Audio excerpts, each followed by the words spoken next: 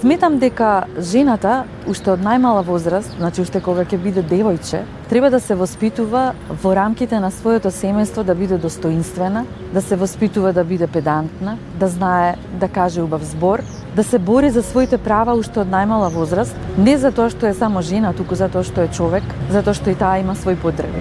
Она што мене ми е водилка во животот и што беше и над мојот кревет уште кога бев девојче, имав еден хамер на кој што пишуваше јас сакам, јас можам, јас знам.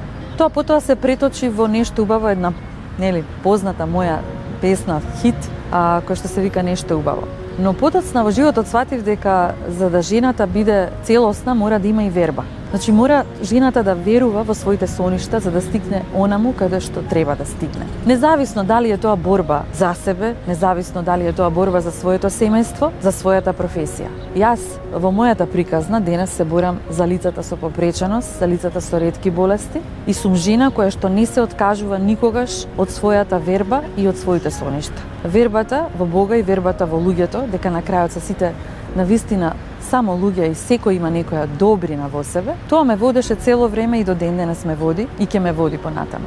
Јас сум жена и тоа навистина гордо звучи, така и се чувствувам.